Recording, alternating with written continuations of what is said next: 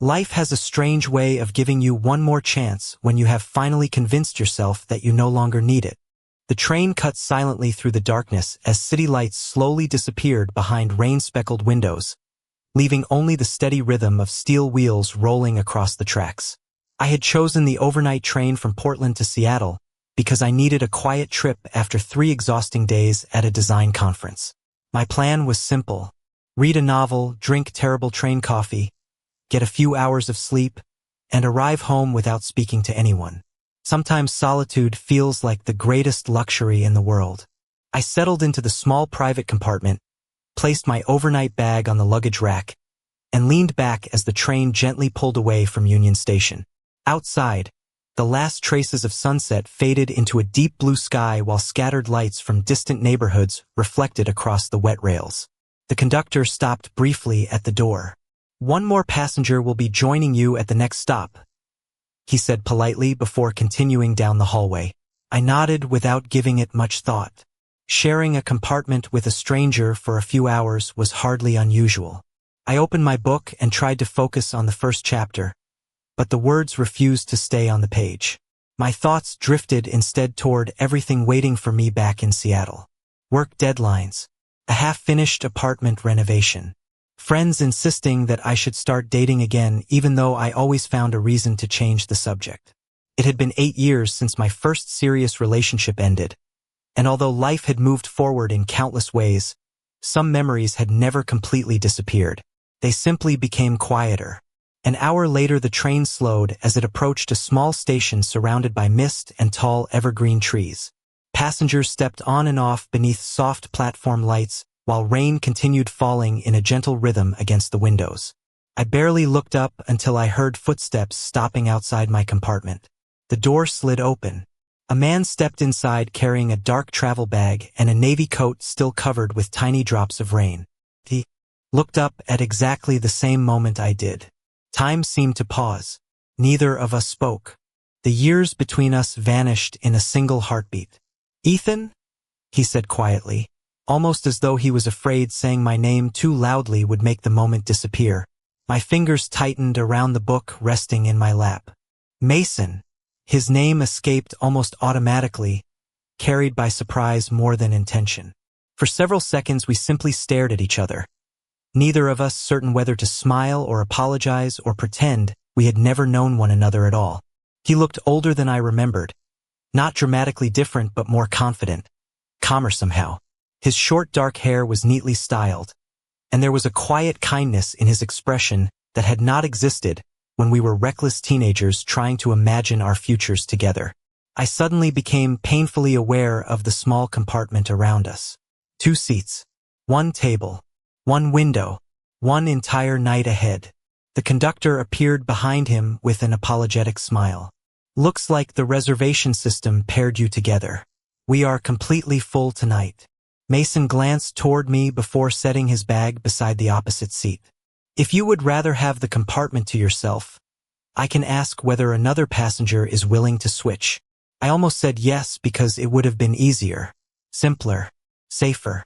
Instead, I heard myself answer with unexpected honesty. "No, it is fine." He nodded gratefully before taking his seat across from me. Outside, the train slowly pulled away from the station once again, carrying both of us deeper into the night. I watched the rain slide across the glass while my heart quietly accepted a truth I had never expected to face again. Sometimes the longest journey begins not when a train leaves the station, but when someone you once loved unexpectedly sits across from you after 8 years of silence. The first hour after Mason entered the compartment felt strangely familiar and completely unfamiliar at the same time.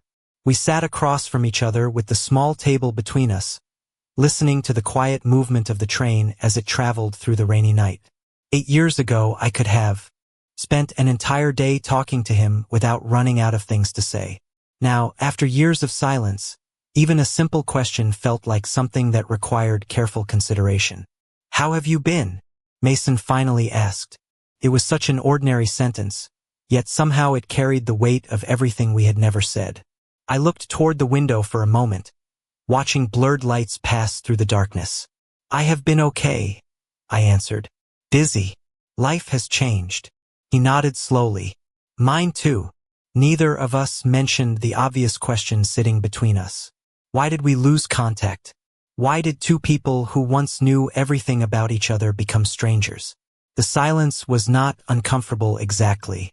It was more like standing in front of a door that both of us knew existed but neither of us was ready to open. Eventually, the train attendant came through the hallway offering drinks and snacks. I ordered coffee, and Mason smiled when he heard my choice. You still drink coffee even when you know it will probably be terrible? I looked up in surprise. You remember that? A small smile appeared on his face. You used to complain about train coffee every time we traveled together. The memory caught me off guard. Years ago, before everything changed, Mason and I used to take short weekend trips whenever we could. We were younger, full of plans, and convinced that distance would never become something strong enough to separate us. You remember a lot, I said quietly. His expression softened. Some things are difficult to forget. The words stayed with me longer than I expected. I changed the subject and asked about his life.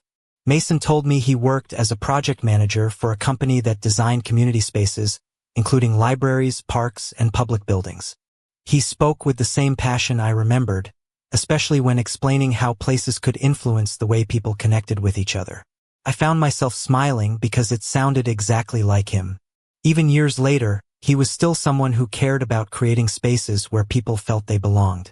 When he asked about me, I told him about my design work and how I had recently started creating illustrations for educational projects. He seemed genuinely interested, asking questions about my ideas and the stories behind my artwork. It surprised me how easily the conversation returned. The years between us were real, but they did not feel impossible anymore. Around midnight, the train lights dimmed slightly as many passengers prepared to sleep. Mason pulled a small book from his bag and placed it on the table. I immediately recognized the cover. You still read that? I asked. He looked at the book and laughed softly. You gave it to me before we graduated. I stared at him, almost certain I had forgotten about it completely. I cannot believe you kept it. Mason ran his fingers gently across the worn cover. I kept a lot of things. For a moment, neither of us spoke. Outside, the train continued moving through the darkness, carrying us farther away from the lives we had built separately.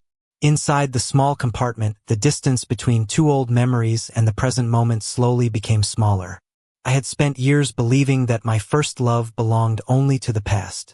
Sitting across from Mason again, I started wondering if some stories were not meant to end. Maybe they were simply waiting for the right moment to continue. The gentle rhythm of the train became almost comforting as midnight settled across the landscape outside. Rain gradually faded into a light mist, leaving long silver streaks across the windows while distant towns appeared and disappeared beneath the soft glow of station lights. Inside our compartment, the atmosphere no longer felt awkward. It was quieter than before, but the silence had become familiar instead of uncertain. Mason closed the book I had once given him and carefully placed it back into his travel bag. I cannot believe you still have that, I said again, shaking my head with a smile.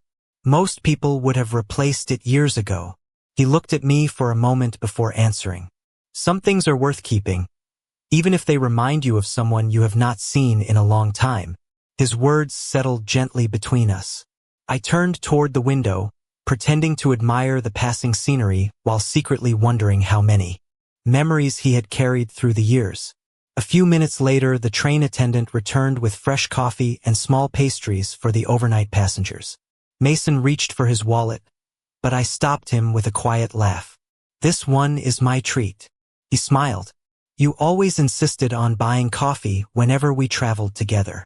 Only because you always ended up paying for dinner. He laughed softly, and for the first time that evening it felt exactly like the sound I remembered from years ago. We carried our cups into the small observation lounge at the end of the train where larger windows overlooked the dark forest stretching across the Pacific Northwest. Only a few passengers sat quietly reading or watching the scenery. The peaceful atmosphere made conversation come naturally. We spoke about favorite hiking trails, new restaurants, and the unexpected ways adulthood had changed our priorities. Somewhere between discussing old music playlists and childhood dreams, I realized I had stopped measuring every sentence before saying it. Being around Mason no longer felt like reopening an old wound. It felt like rediscovering a part of myself that had quietly disappeared. "Do you remember our senior class trip?" Mason suddenly asked. I smiled almost immediately. "The train museum?" He nodded. "You spent nearly an hour talking to the retired conductor because you wanted to know how every signal worked." I laughed. "I completely forgot about that." "I did not," he replied. "You always became fascinated by small details that everyone else ignored." His memory amazed me. "You remember everything better than I do." Mason looked out across the sleeping forests before answering. "Not everything, just the moments that mattered." His voice carried no sadness, only honesty. I found myself wondering whether I had underestimated how deeply our shared past had remained with him. The conversation drifted naturally toward old classmates, teachers, and the tiny coffee shop where we used to study after school. We smiled at memories that had once seemed ordinary but now felt priceless simply because they had survived the passage of time. Eventually, we returned to our compartment as the train continued north through the quiet night. I leaned comfortably against the window while Mason unfolded a small photo tucked inside his wallet. "I found this a few months ago," he said. He handed it to me carefully. It was an old picture from our high school graduation, slightly faded around the edges. We stood shoulder to shoulder beneath bright summer sunlight, smiling with the confidence of two teenagers who believed nothing could ever separate them. I stared at the photograph much longer than I expected. "I cannot believe you kept this too," I whispered. Mason smiled gently. "I never really believed memories were supposed to disappear." As I looked from the photograph to the man sitting across from me, I realized the distance between our past and our present had quietly become smaller with every mile the train carried us toward morning. And for the first time in many years, I found myself hoping the journey would last just a little longer. Shortly after we returned to our compartment, the train gradually slowed until it finally came to a complete stop somewhere deep within the Cascade Mountains.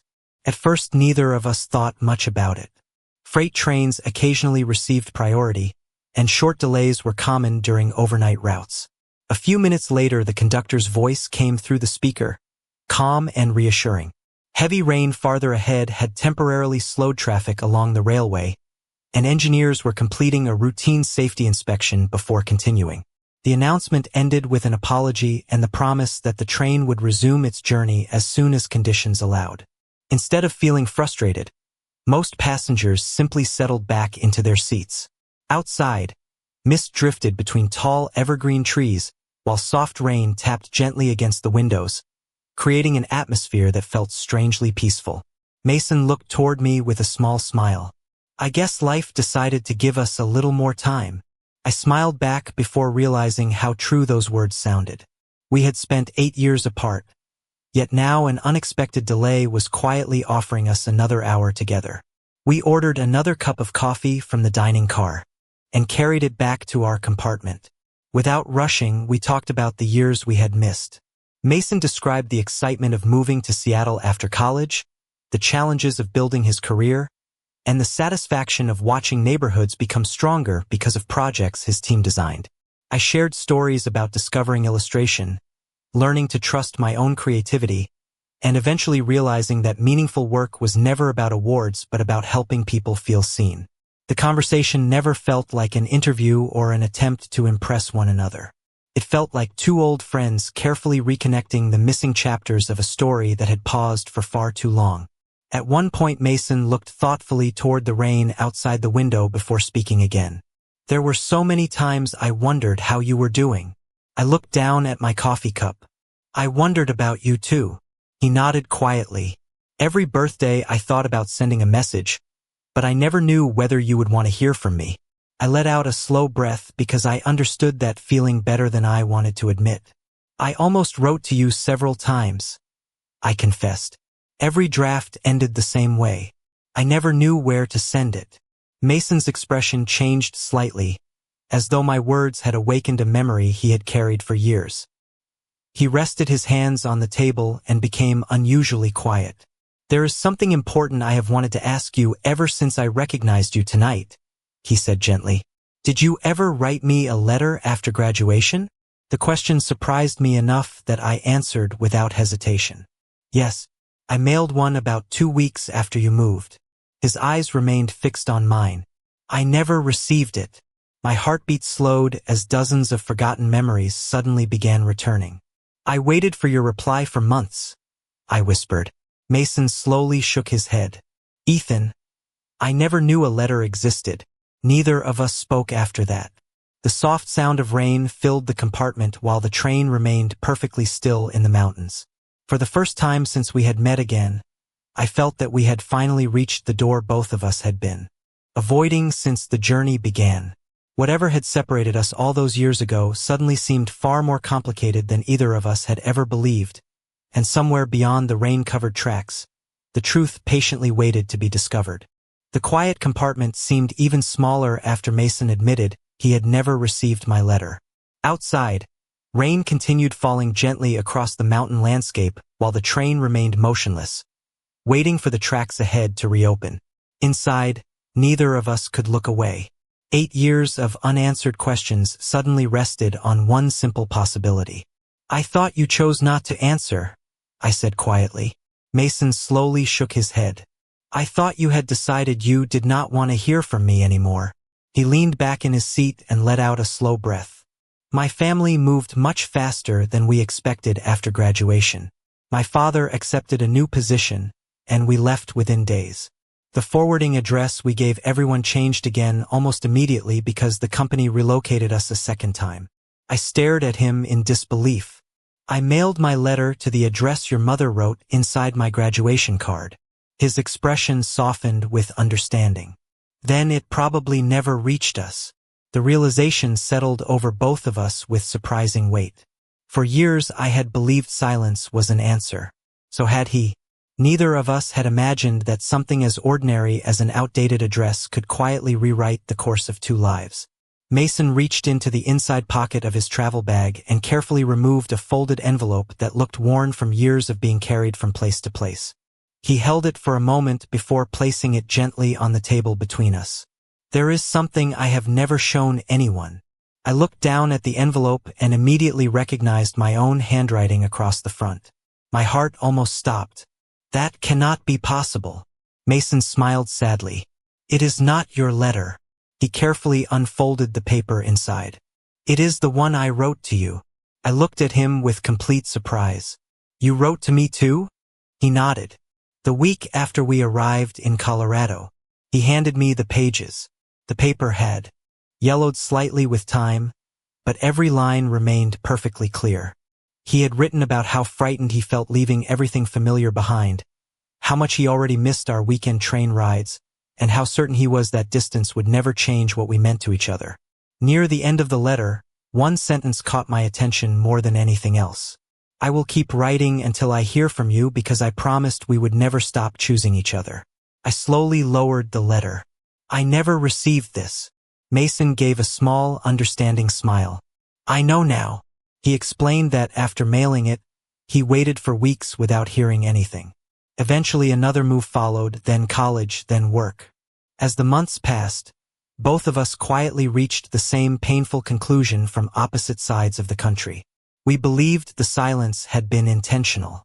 "It is strange," I whispered. Neither of us stopped caring. We just stopped believing the other person still did. Mason nodded gently. "Sometimes the hardest misunderstandings are the ones nobody creates on purpose." At that exact moment, the train gave a soft jolt as the engines came back to life. The conductor announced that the tracks had been cleared and the journey would continue toward Seattle.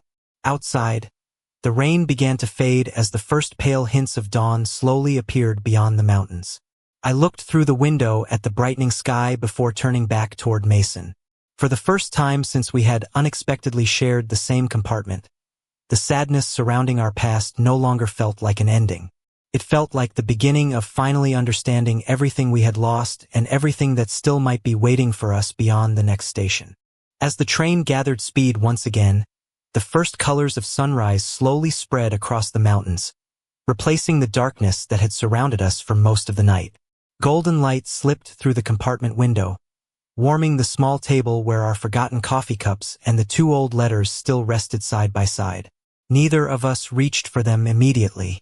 We had already read enough to understand that the years between us had not been built upon rejection or betrayal.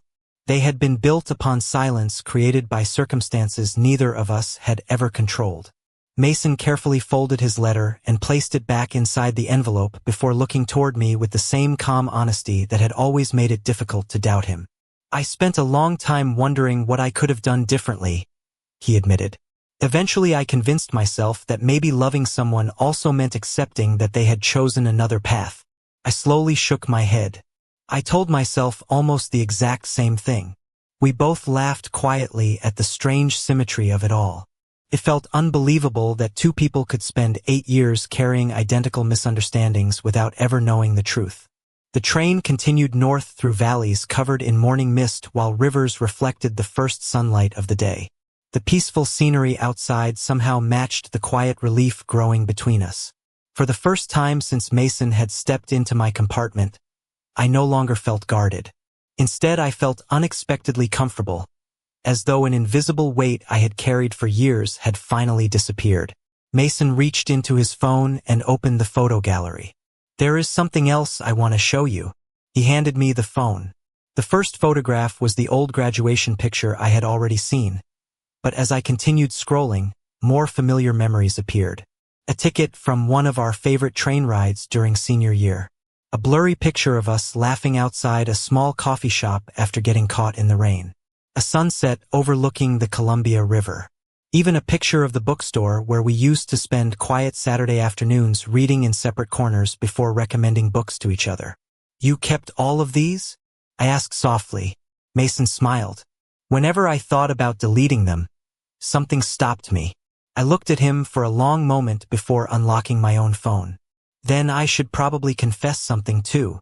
I opened a folder hidden among thousands of ordinary pictures.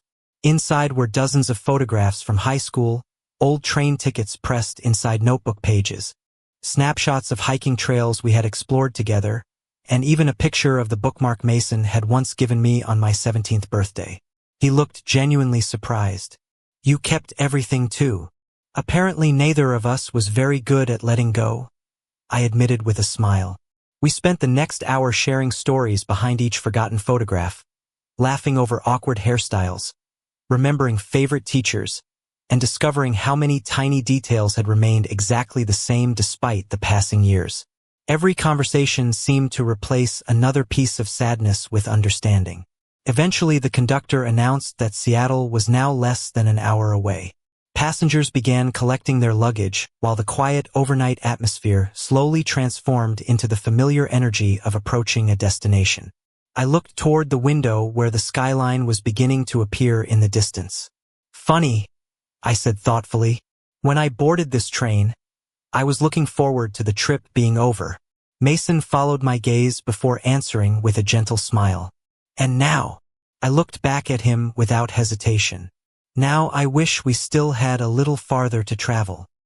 His eyes softened in a way I remembered from years ago, filled not with regret this time but with quiet hope. Neither of us could change the 8 years we had lost, but somewhere between the rain, the mountains, and 2 letters that never reached their destinations, we had finally found something even more valuable than answers. We had found the courage to believe that the future did not have to repeat the past. The closer the train came to Seattle, the more I became aware of how quickly our unexpected reunion was approaching its final destination. Morning sunlight now filled the compartment completely, replacing the quiet intimacy of the night with the familiar rhythm of passengers gathering their belongings and preparing to leave. Mason carefully placed the old letters back into his travel bag while I folded the graduation photograph into the notebook I had been carrying since the conference. Neither of us seemed eager to stand up. It felt as though every announcement over the train speakers shortened the distance between us and another goodbye. Estimated arrival in approximately 25 minutes, the conductor announced warmly. I looked out the window at neighborhoods gradually replacing forests and rivers. Seattle was waking up. Cars filled the highways. Ferries crossed the water in the distance, and familiar buildings slowly came into view. It should have felt comforting to return home, yet an unexpected sadness quietly settled over me. We had finally uncovered the truth behind 8 years of silence. But understanding the past did not automatically guarantee a future. Mason's phone suddenly rang across the small table. He glanced at the screen before answering. "Good morning," he said politely. I turned toward the window to give him privacy, but the compartment was too small for distance to exist. "Yes," Mason continued. "I received the Boston project documents. I understand. If everything is approved, I can be there next month for the initial planning meetings." My heart tightened almost immediately. Boston. I remained perfectly still while pretending to watch the passing city outside. "No," he said after a brief pause. "It would only be temporary." Another pause followed, but I had already stopped listening carefully. My thoughts had begun writing their own version of the conversation. Boston was nearly 3,000 miles away. Temporary projects often became permanent opportunities. I knew how careers worked. Good people accepted promotions. Good opportunities changed plans. By the time Mason finished the call, I had quietly convinced myself that perhaps fate had simply given us one beautiful night together before sending us back onto different paths once again. He placed his phone into his jacket pocket and smiled gently. "Sorry about that." I returned the smile, although it felt much more difficult than before. "Work never really waits." His expression suggested he noticed the change in my voice. "Everything all right?" I nodded automatically. "Of course." The answer sounded polite instead of honest. Conversation became noticeably quieter after that. We still talked about ordinary things, but something fragile had shifted between us. I hated myself for making assumptions, yet I was equally afraid of asking questions whose answers might confirm my fears. Sometimes uncertainty feels easier to carry than disappointment. 10 minutes later, the train slowed as it crossed the final bridge before entering Seattle. Passengers filled the hallway with rolling suitcases while station announcements echoed through each carriage. Mason stood and lifted my overnight bag from the luggage rack before I could reach it myself. "Still letting me help?" he said with a warm smile. "Some habits never change." I thanked him quietly, unable to meet his eyes for very long. The train finally eased into the station with a gentle stop, and people began stepping onto the platform beneath the bright morning sky. Standing beside the open door, I realized our journey had reached its end. I looked at Mason one last time, grateful for every conversation we had shared, yet already preparing myself to believe that some second chances were only meant to remind us of what once existed. Without realizing it, I took my first step toward the platform, convinced that saying goodbye now would probably hurt less than hoping for something that might disappear all over again. The moment I stepped onto the platform, I expected the distance between Mason and me to begin immediately. I expected the crowd of passengers, the sounds of arriving trains, and the busy movement of the station to slowly pull us back into separate lives. What I did not expect was Mason calling my name before I had taken more than a few steps. "Ethan, wait." His voice stopped me. I turned around and saw him standing near the train door with a concerned expression. For a second, neither of us moved. The station continued around us, but it felt as though the entire world had become quieter. "I need to explain something," he said. I looked down briefly before answering. "About Boston?" Mason's expression changed immediately, and I knew he understood what I had assumed. "You heard that?" I nodded. I did not mean to listen, but the compartment was small. He stepped closer, not in a rushed way, but with the same patience he had shown throughout the entire journey. "Ethan, the Boston project is only a short consultation. 3 weeks. That is all." I looked at him carefully, trying to understand why my mind had created an entirely different story.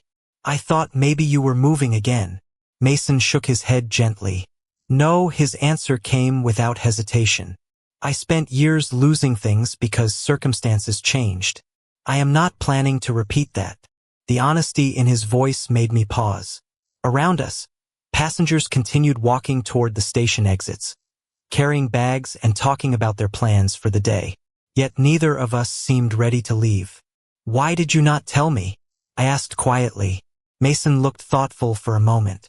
Because I did not want our first night together again to become a conversation about my work. I wanted to know if we could talk like we used to before we discussed everything else. His words touched something inside me because I realized I had been doing the same thing.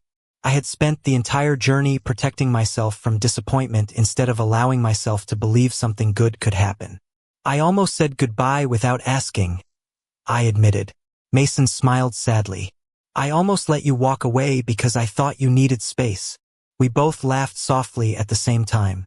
After 8 years apart, we had somehow returned to the same habit of caring about each other while being afraid to say what we truly felt. We moved away from the busy platform and found a quiet seating area near the station windows. For the next hour, we simply talked. Not about the past we had lost, but about the future we had never imagined together. Mason told me about places in Seattle he wanted to show me.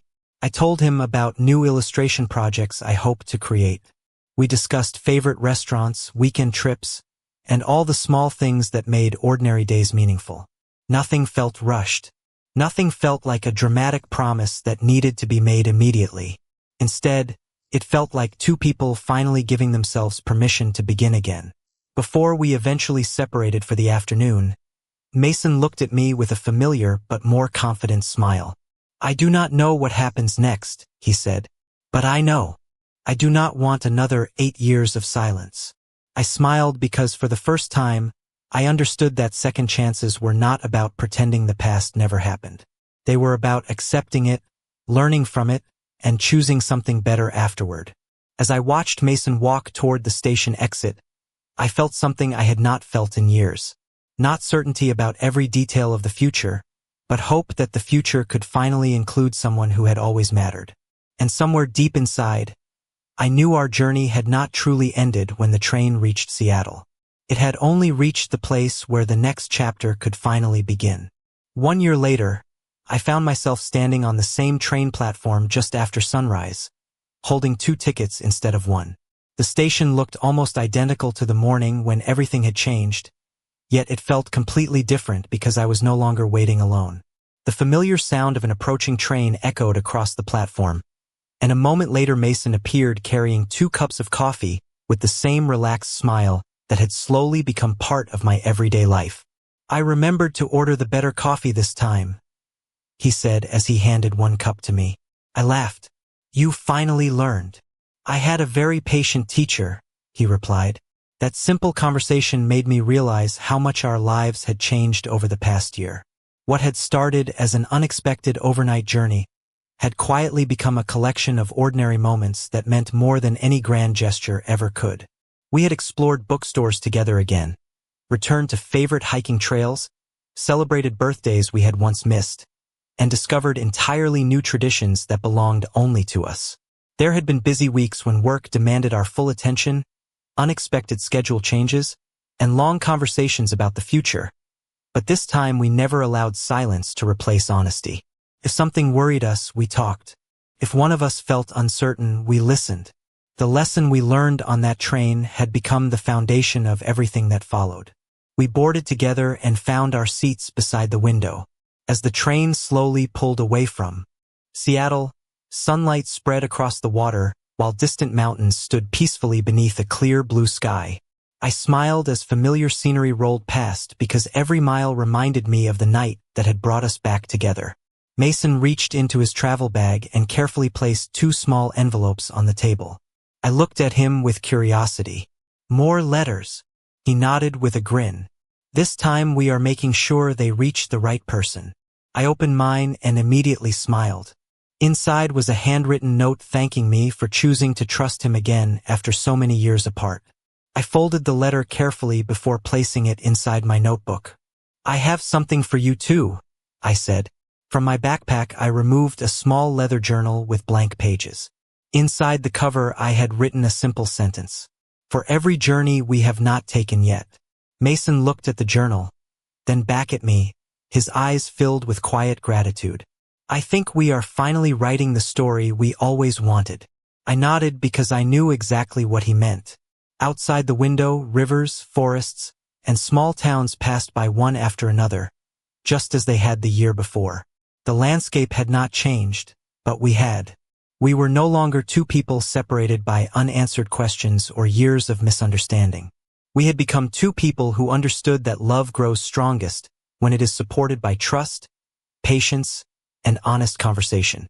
As the train continued toward the coast, Mason gently reached for my hand, and I held his without hesitation. There was no audience, no dramatic moment, and no need for perfect words. There was only the quiet certainty that sometimes life gives people another opportunity, not to relive the past, but to build something even better because of it. I watched the morning sunlight dance across the tracks ahead and realized that every journey eventually reaches a destination, but the most meaningful ones also become the beginning of something new. Looking at Mason beside me, I finally understood that the greatest gift our unexpected reunion had given us was not another chance to remember our first love. It was the chance to create a lifetime of new memories. Together, one beautiful journey at a time.